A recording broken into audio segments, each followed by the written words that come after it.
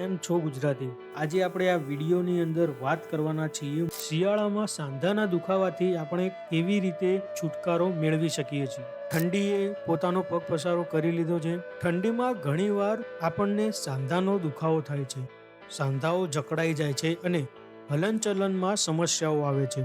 સંધિવા, સાંધાની નબળાઈ અથવા કોઈ પણ જૂની ઈજાથી પીડિત લોકોને આ સમસ્યાઓ વધુ જોવા મળે છે.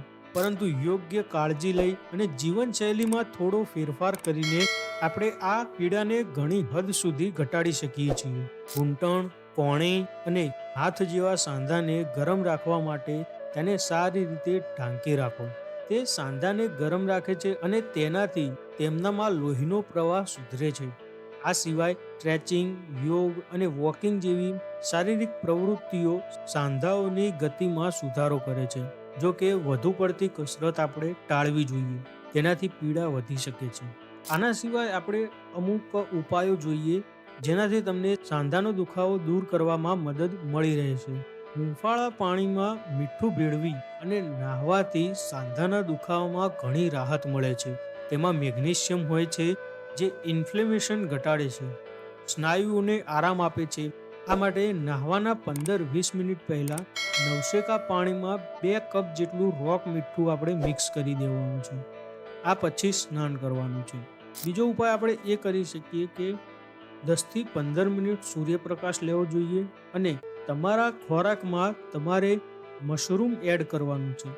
વિટામિન ડી હાડકાને મજબૂત બનાવવામાં અને સાંધાના દુખાવામાં રાહત આપવામાં મહત્વની ભૂમિકા ભજવે છે. ઠંડા હવામાનમાં સૂર્યપ્રકાશના અભાવને કારણે વિટામિન ડીનું સ્તર ઘટી જાય છે. આવી સ્થિતિમાં દરરોજ તમારે 10થી 15 મિનિટ સુધી સૂર્યપ્રકાશ લેવો જોઈએ. આ સિવાય મશરૂમ વિટામિન ડીનો સારો સ્ત્રોત માનવામાં આવે છે. તેને તમારા આહારમાં સામેલ કરવો જોઈએ. આ સિવાય હળદર, આદુ અને લસણ જેવા પરંપરાગત ખોરાક પણ સાંધાના દુખાવામાં ઘણી રાહત આપી શકે છે. એમાં એવા ગુણો હોય છે જે ઇન્ફ્લેમેશન વધારે છે.